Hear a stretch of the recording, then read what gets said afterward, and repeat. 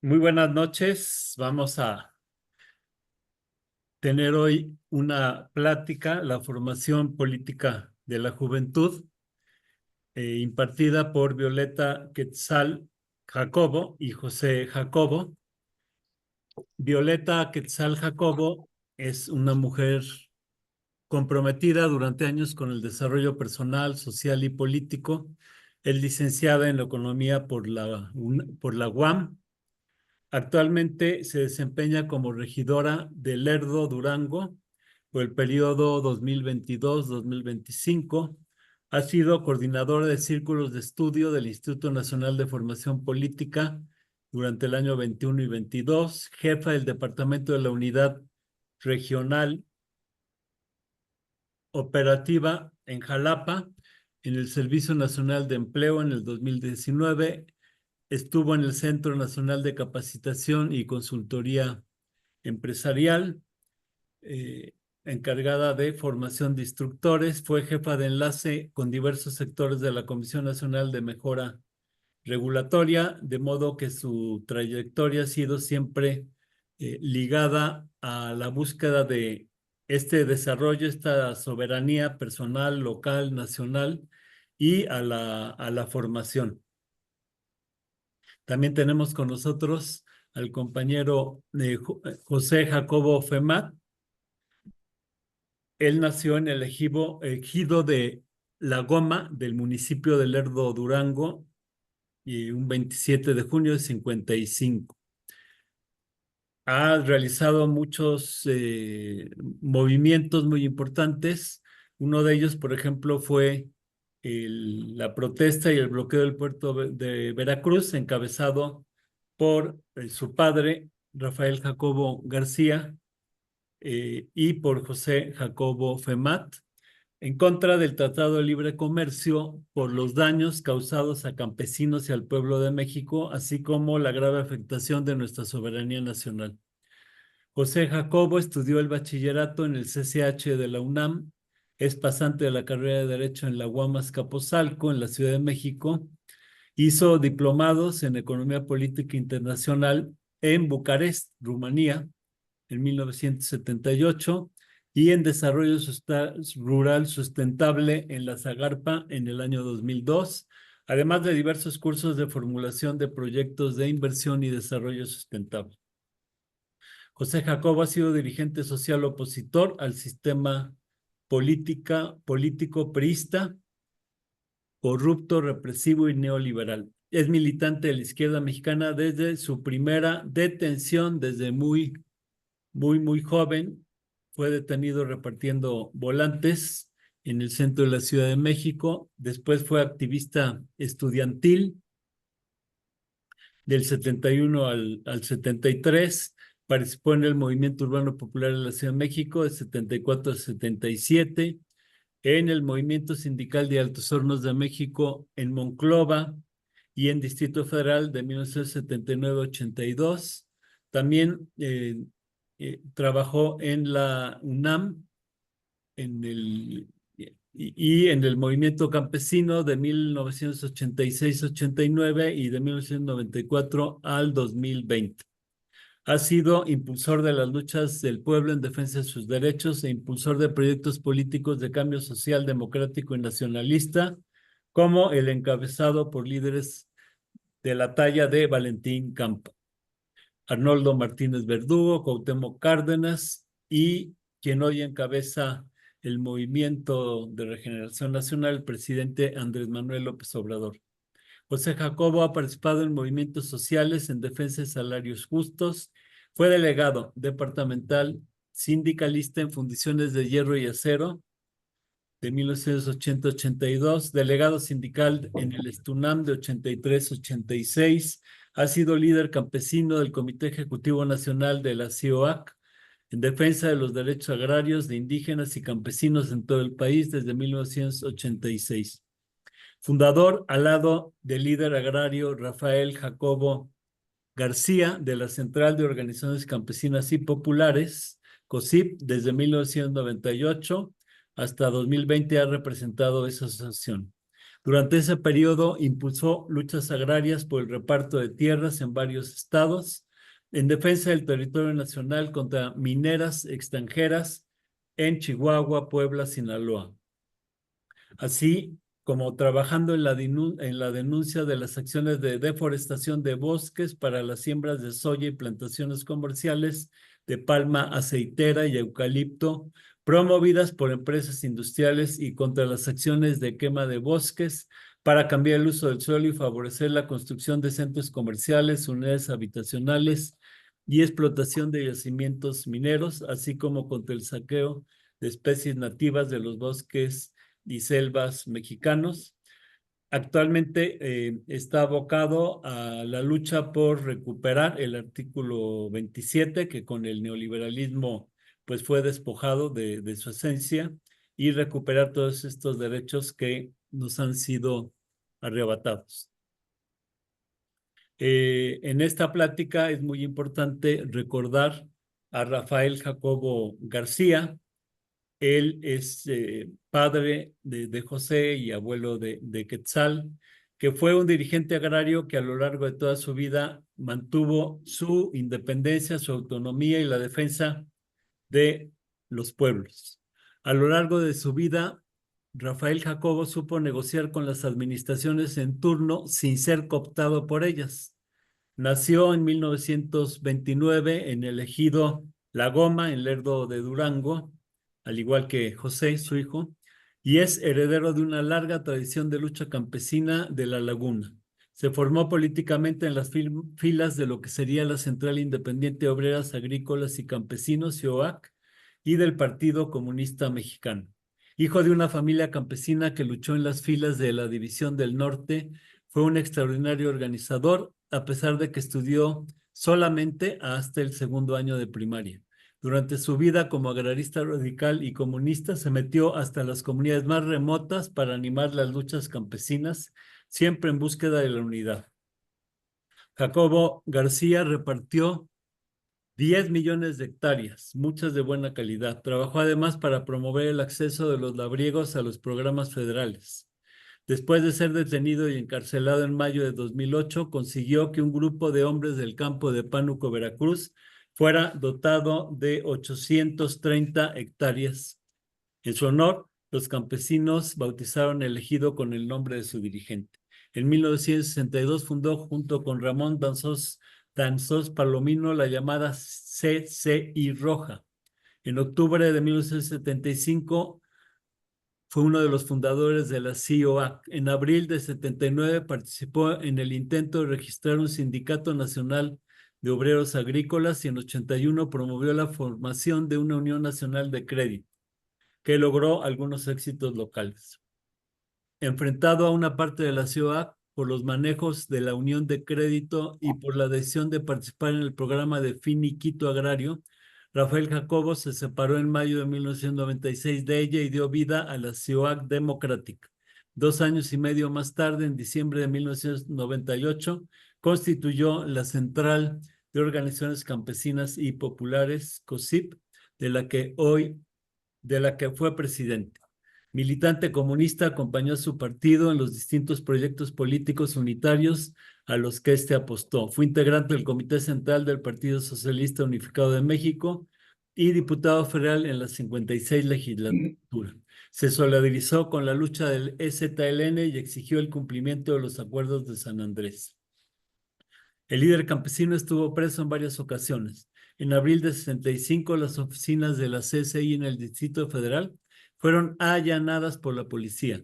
Varios dirigentes, entre ellos Rafael Jacobo, fueron trasladados al campo militar número 1. Los estudiantes de la Ciudad de México habían organizado una manifestación en apoyo de Vietnam, y Díaz Ordaz vio en ella una conjura. Por eso fueron acusados por delitos de subversión y complot contra el gobierno. Finalmente, poco tiempo después, fueron dejados en libertad.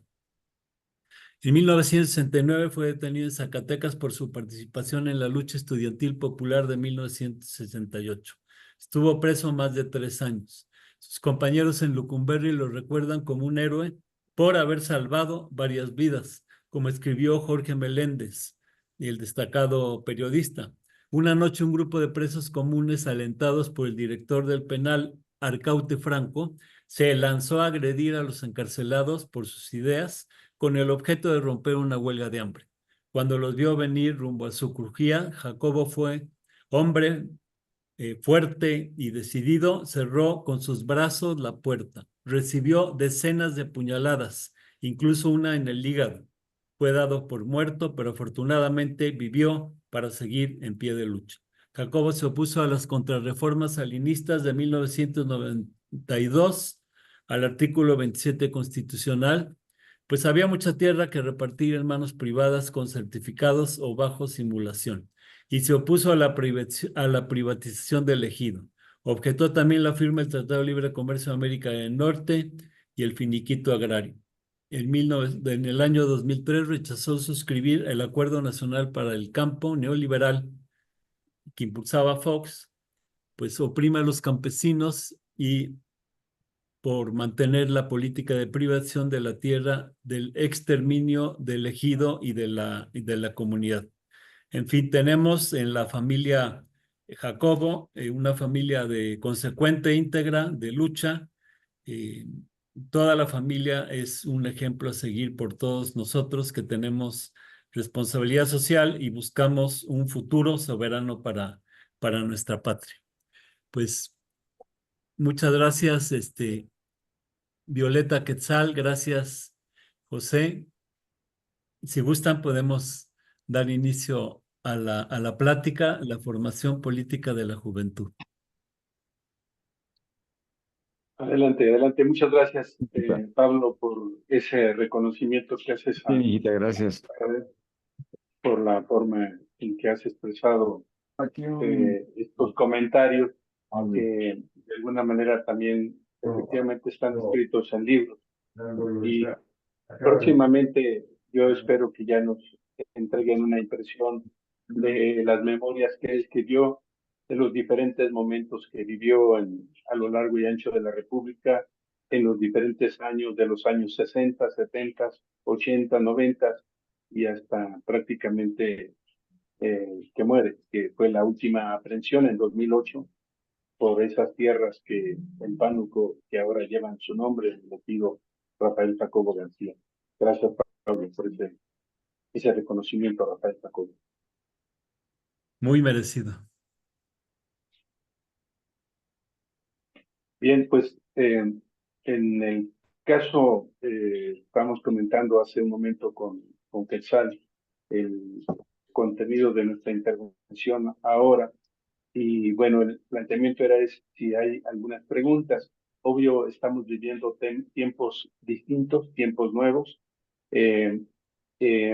Comentaba yo con ella hace un momento que en alguna de las entrevistas que se hicieron a los líderes de Morena, se les preguntaba si el, el Instituto de Formación Política estaba formando una nueva camada de líderes de Morena. Y entonces el compañero decía, no, no está formando líderes, está formando políticamente, pero los líderes son gente consciente, gente que ha adquirido un grado de conciencia y normalmente esta conciencia se adquiere en el movimiento social, en la participación cotidiana, en la lucha diaria, en la defensa cotidiana de los derechos del pueblo. Y efectivamente, la mayor parte de los líderes sociales que se han formado a lo largo del tiempo en nuestro país, nos hemos formado particularmente en las manifestaciones, en las luchas de confrontación con el gobierno, con las políticas injustas, contra las políticas salariales en las fábricas y en el caso de la tierra contra los caciques, los terratenientes, las bandas, las guardias blancas que asolan a los campesinos y últimamente contra los coyotes, los abusadores que despojan de sus mercancías y sus productos a los campesinos. Es decir, la defensa del territorio y la defensa del agua, de los derechos de agua, de los bosques. Es decir, allí es donde nace la conciencia con mayor claridad y la formación se va dando de manera también paralela, porque hay que estudiar, hay que informar, hay que aprender a planear, hay que establecer formas de tácticas y estrategias para avanzar en los movimientos, y eso se va adquiriendo pues en los meses, en los años de participación cotidiana. Hay efectivamente muchos que solamente es una coyuntura, es un momento en el que participan y se retiran. Hay otros que permanecen y como dijera Brecht, ¿verdad? Esos son los importantes, los que permanecen, los que continúan, los que siguen en el ideal de una sociedad distinta, mejor, en la que no haya ni explotados ni explotadores. Ese es el ideal.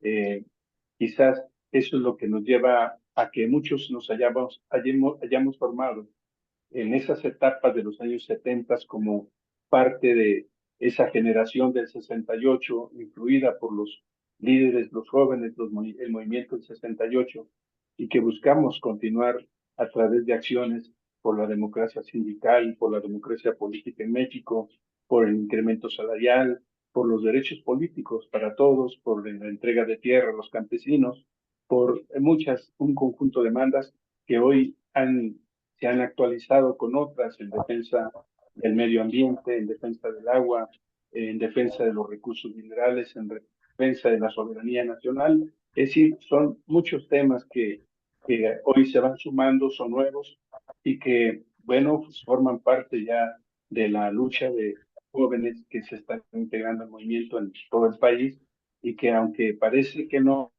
pareciera que seguimos siendo la gente grande, los que iniciamos hace 50 años, los que estamos encabezando. Lo cierto es que poco a poco está incorporándose una camada de jóvenes muy importante que nos está rebasando ya, que nos está ya desplazando y muy conveniente, es muy necesario porque el país requiere de una nueva camada de jóvenes al frente de los movimientos sociales. Entonces creo que por ahí va el nuevo movimiento político, integrándose con jóvenes que se han acercado, que ven a la política como algo importante, necesario para poder cambiar sus condiciones propias de vida. Entonces, sería esta mi contribución en este momento. Esperaría que Quetzal pudiera hacer alguna intervención. Ah, tienes Ya. Hola, buenas noches a todas y a todos. Bueno, efectivamente habíamos platicado mi papá y yo hace un rato. Y bueno, yo en realidad tengo una particularidad que es ir trabajando de la mano con mi padre principalmente. Y me tocó también participar con mi abuelo, pero en menor medida.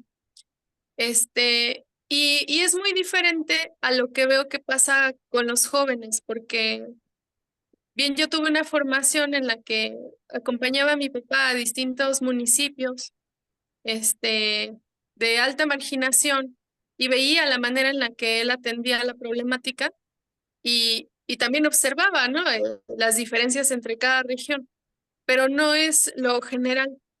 Entonces, yo creo que a medida de que vas creciendo, pues vas entendiendo por qué se dice que los jóvenes son el futuro, ¿no? Y es que tiene que ver con que la decisión que toma una persona, pues es preferible que sea una decisión informada, una decisión orientada a mejorar esta sociedad. Entonces, ahí, ahí recae la importancia de una formación política en una etapa previa a la madurez, ¿no? Que es la juventud. Yo quería, bueno, yo hago distinción también entre las formas de participación. Se dice que los jóvenes pues tenemos que ser activos, creativos, tenemos que ser ingeniosos, revolucionarios. Y creo que de alguna manera también es un poco estereotipar cómo debe ser un joven, porque los jóvenes introvertidos, que sí le aportan mucho y que le han aportado mucho a las sociedades, ¿dónde quedan, no? Entonces, eh, en este sentido, los jóvenes que han salido en movimientos, que han liderado grandes movimientos, casi siempre surgen de la vulneración de sus derechos. Por ejemplo, el movimiento 132, que fue una manifestación de muchas universidades rechazando la figura del candidato Peña Nieto, fue porque se sintieron invadidos en su espacio, utilizados. Entonces empieza una manifestación para decir, no estamos apoyando al candidato, nosotros no queremos a ese candidato. El movimiento de los de Ayotzinapa, de los 43 estudiantes desaparecidos, surge de que vulneraron su vida. Y entonces un montón de jóvenes que a mí me tocó en la universidad, que nos sentimos identificados, pues salimos a marchar. Pero en realidad pareciera ser que en muchas ocasiones necesitan vulnerarte o necesitas vivir una situación violenta para moverte, que es la historia de los movimientos sociales. Entonces, en esto hay muchas maneras, muchas formas de participación. Yo creo que también tenemos que poner atención a participaciones políticas que no son abiertamente políticas o que no es como la política tradicional que conocemos. Las instituciones han orientado a los jóvenes a participar. Por ejemplo, mi novio es pianista y entonces el hecho de invitarlo, él es muy reservado, él puede pasar mucho tiempo solo porque ni siquiera necesita de otro instrumento para desarrollar su actividad. Entonces, es un hombre también introvertido, pero que necesitó de un estímulo para salir a compartir lo que él tenía, lo que él sabía con la comunidad y que la comunidad compartiera con él. En su servicio social lo invitó a las zonas rurales y entonces es cuando tiene esta experiencia. Y son, digamos, participaciones instituidas, obligadas, pero que creo que sí deben ser valoradas y sí debe dárseles esa orientación de trabajo político, trabajo social. En los campesinos se da en los ejidos, sobre todo, la estructura de las asambleas. Los campesinos llevan a sus hijos y entonces es la manera en la que los hijos se empiezan a involucrar y desde muy temprana edad son capaces de dar soluciones. Entonces, la vida en el campo y con las comunidades indígenas es una forma importante de participación joven que sí está impactando en la sociedad y que si bien no están dentro de los movimientos sociales, están llevando acciones políticas en su sociedad. Esto por supuesto que genera en los jóvenes pues grandes beneficios porque es el sentirte parte de algo y el sentirte importante, sentirte capaz de aportar algo. Sin embargo, se vienen grandes desafíos que yo creo que el más grande desafío que tenemos es un sistema capitalista donde el dinero está por encima del bienestar de los pueblos, está por encima de los derechos humanos y de la vida misma. Entonces, este sistema complejo que en muchas ocasiones no entendemos y se vuelve en contra de nosotros porque llegamos a sentirnos responsables de nuestro fracaso, de nuestra vulnerabilidad. Pues este sistema tiene un montón de herramientas que te van vulnerando aún más. La población joven vivimos esta parte de los ingresos económicos bajos, ¿no? La superexplotación, porque en ese afán de ganar experiencia o de participar o de tener oportunidades, pues estás dispuesto a trabajar de más, estás dispuesto a dar de más. Desde el momento en el que se dice mercado laboral, te vuelves ya una mercancía.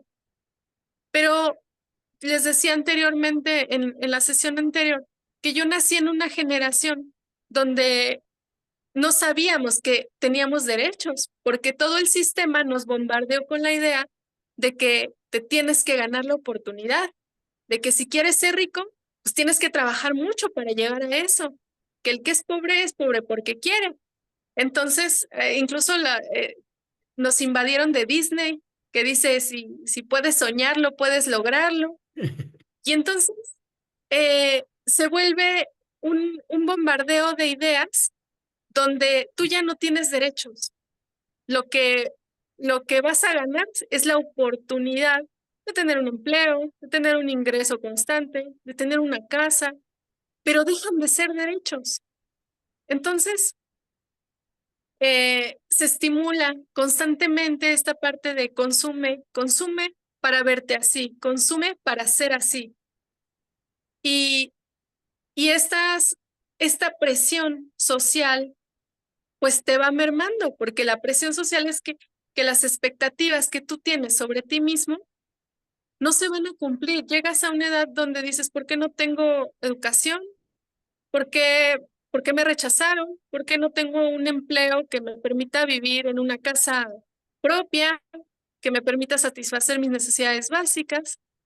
Y entonces te vulnera como joven. Creo que es difícil si no tienes una formación política crítica, es difícil darte cuenta de que el problema no eres tú, de que el problema es este sistema que por muchos lados te está oprimiendo. Y entonces, pues resulta fundamental tener alguna experiencia. Yo pensaba, bueno, es muy difícil también, si fue difícil para mí, que yo tenía una guía constante, es más difícil para las personas que no tienen una guía constante. Pero esos grandes liderazgos que han surgido por las experiencias propias, no porque su familia venga de la lucha, son figuras muy fuertes. Tengo aquí a Francisco Villa y me encanta porque es la representación de esa vulneración que tiene el sistema sobre una persona y cómo la misma persona pues estalla en una revolución y se enfrentan, ¿no? Y, y, y se podría decir, o sea, es a veces un poco triste la historia de Francisco Villa, porque lo traicionan y termina asesinado antes de que se hagan los grandes repartos agrarios, antes de que se haga una verdadera democracia, que era por lo que peleaba. Pero es sumamente importante su papel en la historia, ¿no? Y ahora ese tipo de liderazgos que, bien, su familia no tuvo, no fue la guía que lo llevó a ser ese gran liderazgo, pero impacta su vida actualmente a muchísimos jóvenes. Entonces, en esta parte, pues sí, resaltando la importancia de una formación política, si no es en la familia, en los movimientos sociales, sino en estas estructuras que son pues de nuestro origen, ¿no? La identidad campesina, la identidad indígena, que pueden llevarnos a constantemente llevar estos procesos de crítica y de mejoramiento de la sociedad. Bueno, esa es más o menos mi participación. Muchas gracias, Quetzali. Muy interesantes reflexiones y creo que es muy importante esto que dices de la necesidad de que se asuman los derechos, ¿no? Porque realmente si vemos la situación de los jóvenes actualmente, pues no encuentran trabajo fácilmente, si lo encuentran, por lo general es eventual, sin prestaciones. Como tú dices, muchas veces entran a prueba y trabajan de a gratis varias, varias semanas. Y todo esto pues va en contra del artículo 123 constitucional y contra los derechos laborales básicos, pero pues ya se ha normalizado. Entonces es muy importante lo que dices de asumir los derechos, tener claro que que los derechos deben ser garantizados por el Estado. No hay que estar rogando, mendigando por un derecho. Claro, esto en la situación actual del neoliberalismo pues lleva a luchar por recuperar pues la esencia de la Constitución y creo que ustedes también están buscando ya que con una mayoría calificada que tiene Morena pues hacer una Constitución actual, ¿no? De acuerdo a todas las necesidades del siglo 21 y dentro de esto, pues recuperar artículos básicos como son el artículo 27, el 123, el tercero, el 130, que actualmente pues ya son inexistentes. Si gustan, podemos dar pie a las preguntas y participaciones. ¿Quién gusta tomar la palabra? Octavio, por favor. ¿Tienes tu sonido apagado?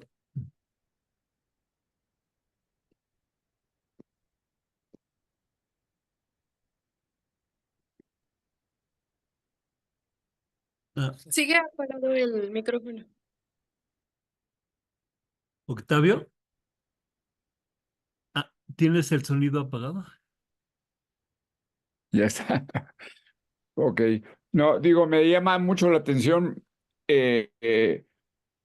La conferencia me pareció muy interesante lo que comentaron. Desgraciadamente tuve que contestar una llamada y la primera participación no la pude ver completa, vi nada más la parte final, me tuve que levantar, pero la que sí vi completa fue la participación de la compañera.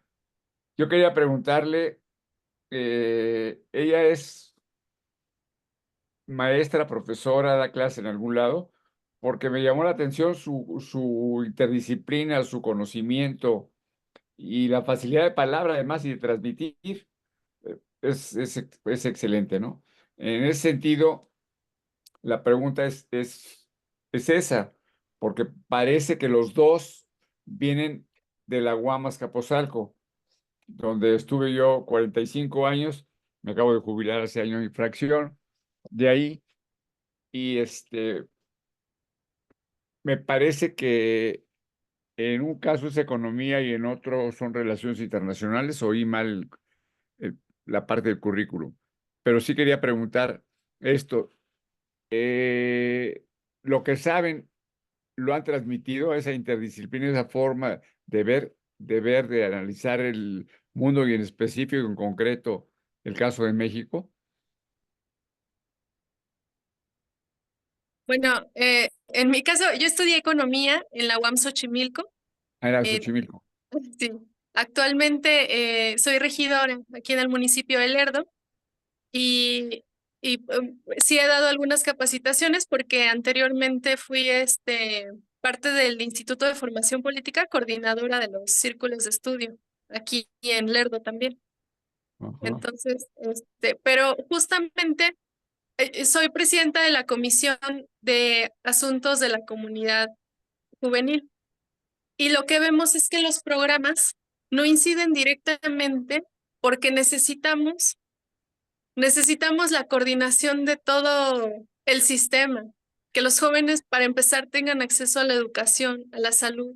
Y no hay clínicas, no hay escuelas suficientes. De hecho, la oferta académica pues se limita a maestros, ingenieros y enfermería, algunas otras, pero no hay política, no hay sociología, antropología, música, filosofía. No existe la parte de humanidades y unas otras sociales, ni siquiera economía tampoco hay, en la región. Entonces hacen falta semilleros para hacer crítica en esta sociedad.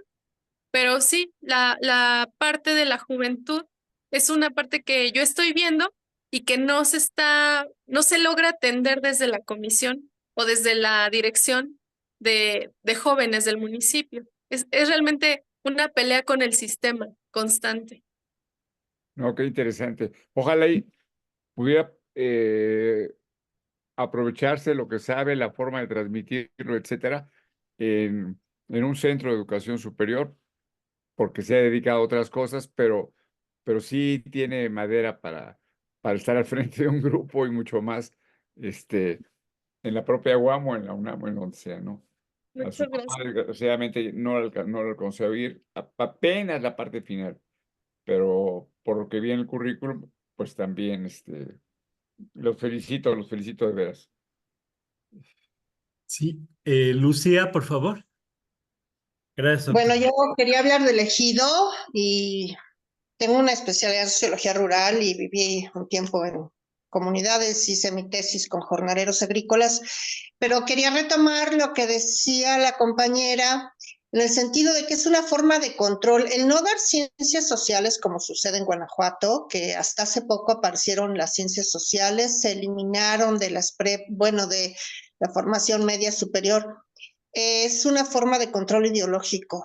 Es una forma de control de la población para que no reaccione ante las arbitrariedades, para que no luche, para que no se posicione. Y Guanajuato era el único estado donde no existían carreras de ciencias sociales, existía econometría que daba un inglés, lo dirigió un inglés muy neoliberal en la Universidad de Guanajuato, pero finalmente aparecen hace poquísimos años la antropología y la sociología, y resulta que lo que imparten son puras teorías gringas, ¿no? O sea, hablan de paradigmas, o sea, un día un profesor de la Universidad de Guanajuato, así sorprendidísimo, me contó que había un maestro que les había dado marxismo, pero asustadísimo. Yo me quedé callada. Dije, ay, en este momento no tengo por qué pelearme con nadie, no me da la gana, como siempre lo hago. Los alumnos me llegaron a decir que entonces para ser antropólogo tengo que ser rojillo.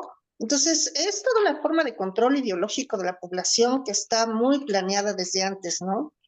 Y funciona, no hay nada mejor que una formación académica sólida. Yo también soy de Laguna Xochimilco, de la segunda generación. Y bueno, estudié sociología rural. Y yo tengo un análisis que a lo mejor les parece medio jalado de los pelos, pero se supone que el ejido es una propiedad socialista que se impone en un capitalismo dominante. Pero yo creo que el capitalismo fue lo suficientemente mañoso para ir destruyendo desde un inicio al ejido. Un ejidatario, por lo regular, bueno, dependiendo del tipo de tierra, tenía o le daban, después de la Revolución Mexicana, la Gran Conquista, 10 hectáreas. Bueno, se diferenciaba si era de agostadero, de riego, etcétera, etcétera. Pero digamos que recibía 10 hectáreas. Y generalmente tenía de 8 a 10 hijos, que es lo más común en el campo mexicano. Algunos lo adjudican a que senta mano de obra para la cosecha, etcétera, etcétera. El hecho es de que si tenía 8 o 10 hijos, cuando ese ejidatario se moría, pues entonces se daba lo que se llama la pulverización de la tierra y se daba el minifundio, ¿no?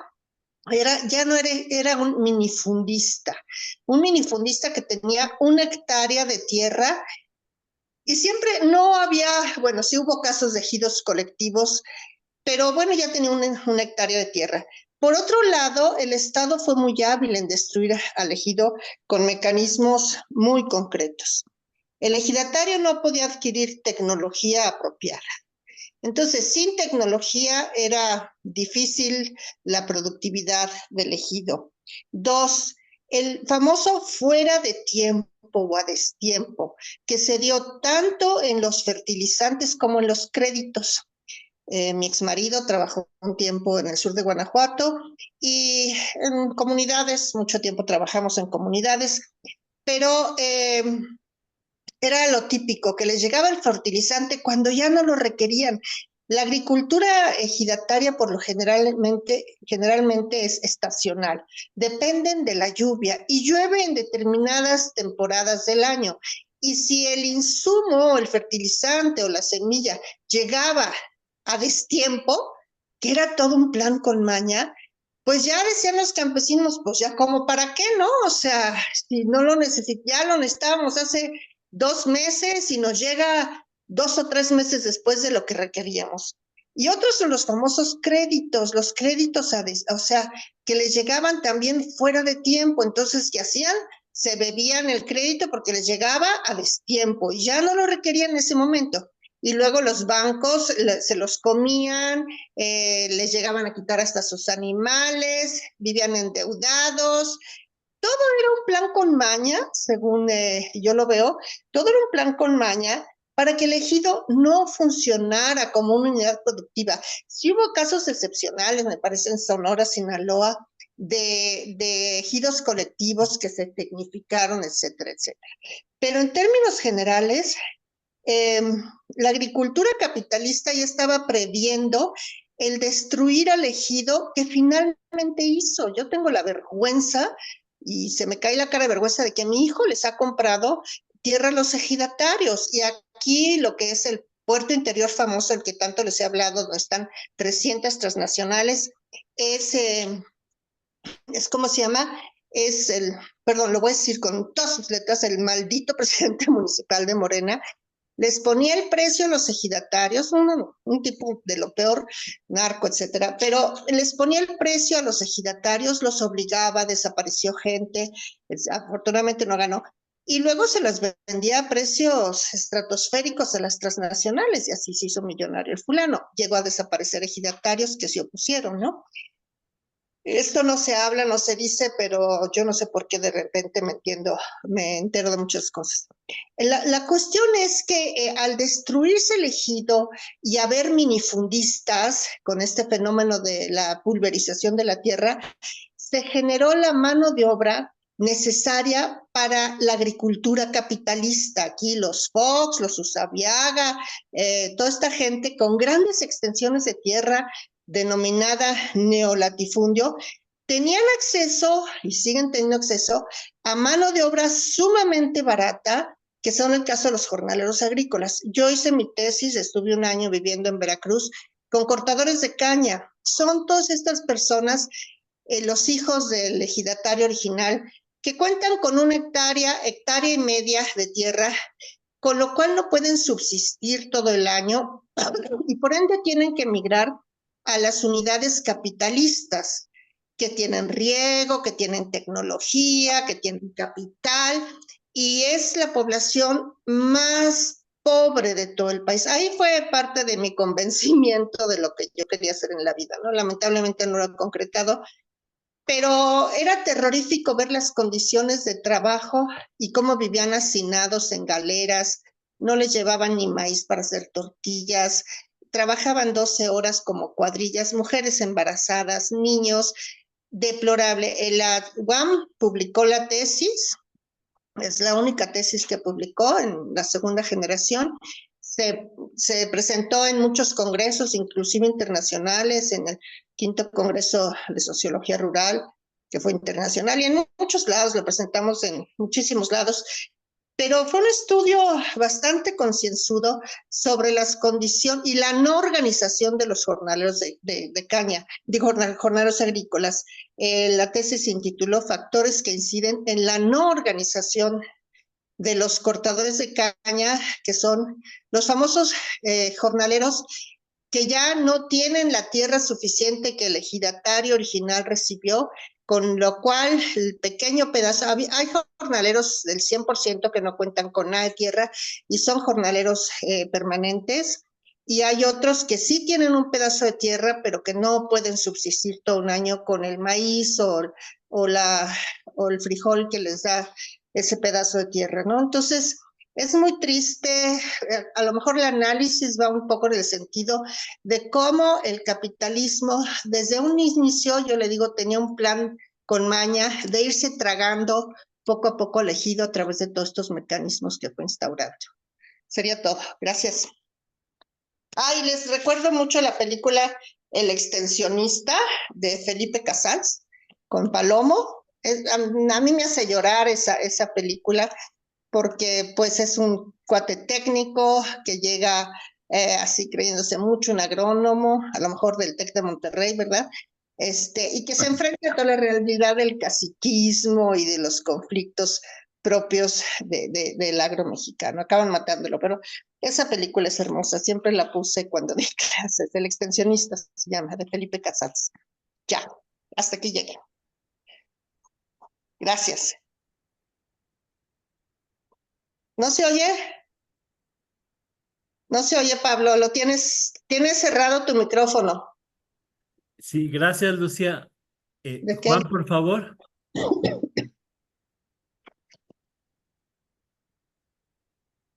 Juan. Hola, ¿qué tal? Hoy, muchas gracias. conferencia muy interesante, profunda, concisa, compacta, sintética, muy objetiva. Gracias. Una de las cosas que me he dado cuenta a medida que trato de involucrar a más personas, por ejemplo, en el manejo de, como que comentabas al principio acerca de que debe ser decisiones de una juventud informada. Entonces, muchas veces a veces quieres integrar a personas a que participen en esta manera de difundir la información, en concretar información, en simplificar la información para que estas personas tengan esas herramientas de decisión. Pero muchas veces hay no sé, al menos no sé en otras partes del país, pero aquí en Jalapa hay ostracismo, hay una tendencia, una apatía profunda en la mayoría de los jóvenes y además una especie de tendencia a la oposición generacional, incluso no nomás generacional, sino que ya es de género, es de generacional, es de carreras, es de edades, y a cada vez que nombran una nueva opción de definición, ¿no?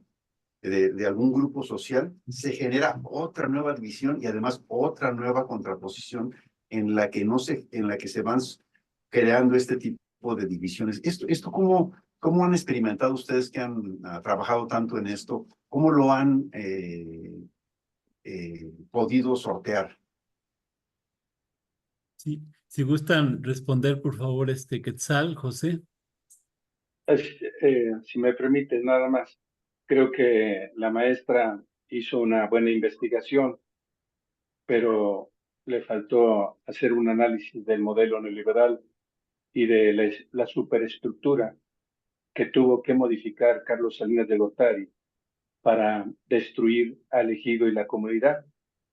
No le faltó evaluar los resultados de esa aplicación, de esa nuevo marco jurídico de despojo de tierras, de mercantilización de la tierra, De acuerdo. de despojo de los derechos de agua, de despojo de los derechos de crédito, de precios de garantía, de derechos de asistencia técnica, que es el extensionismo rural. Esa película lo que habla es eso precisamente, el extensionista, y que todo eso fue despojado a los campesinos y los dejaron totalmente en manos de la empresa privada, Sí, de las totalmente. grandes distribuidoras de semillas, de fertilizantes, financiadoras y acaparadoras de los productos del campo.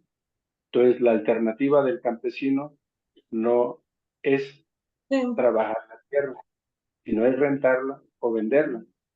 Y obvio, hay una pulverización de la propiedad ejidal a partir de que las normas jurídicas no permiten la rentabilidad de la pequeña propiedad. Entonces, ese fue el eslogan de Carlos Salinas: acabar con el minifundio por no ser rentable, por ser una carga para el Estado.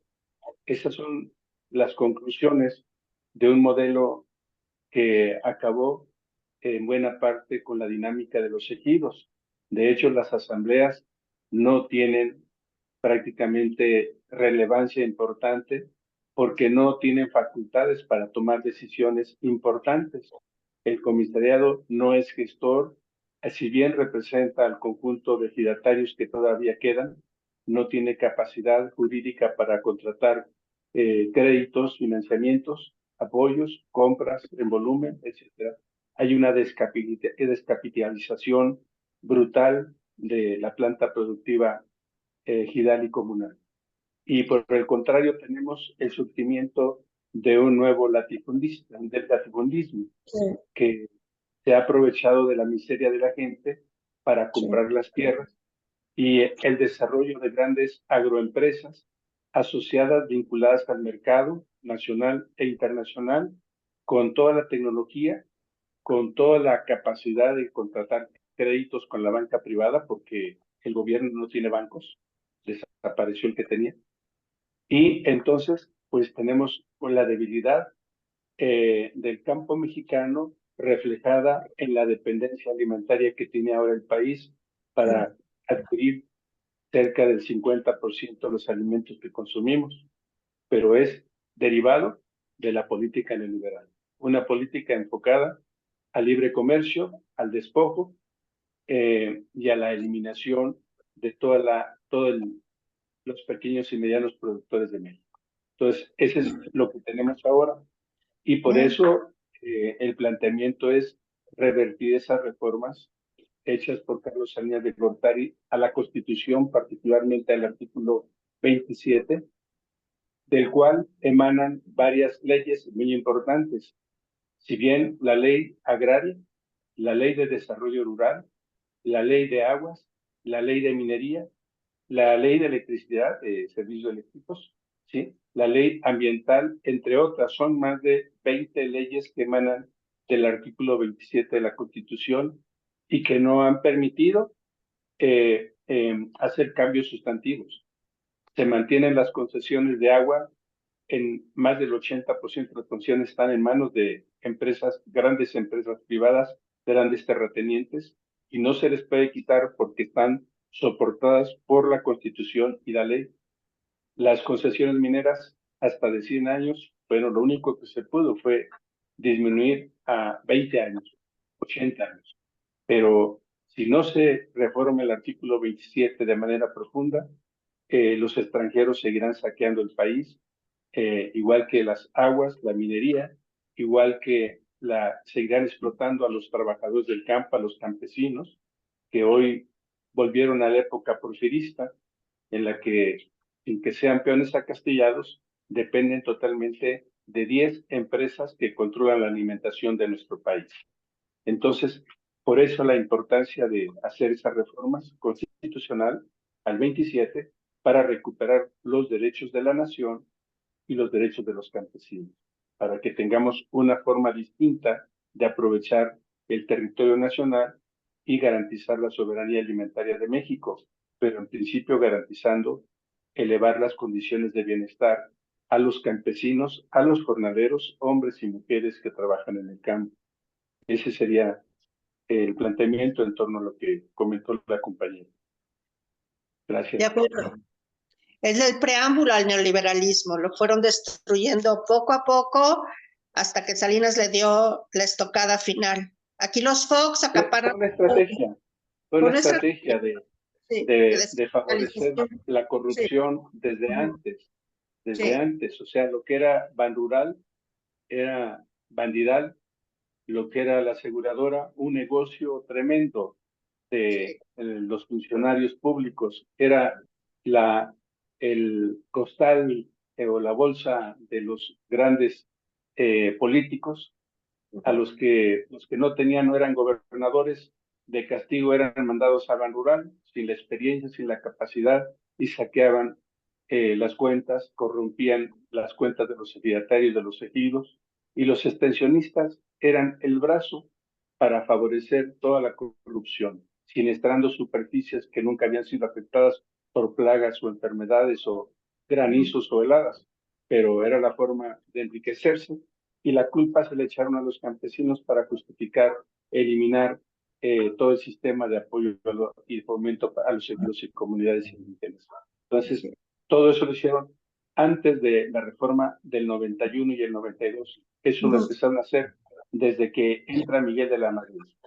Y bueno, los funcionarios tenían vuelos directos.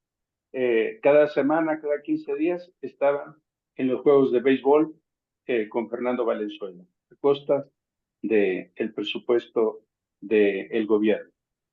Eso está conocido, está documentado, o sea, favorecieron toda esa corrupción para justificar luego los cambios en la ley agraria.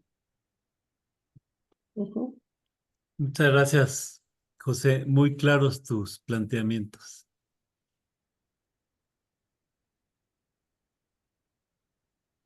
Sí. A ver qué sale.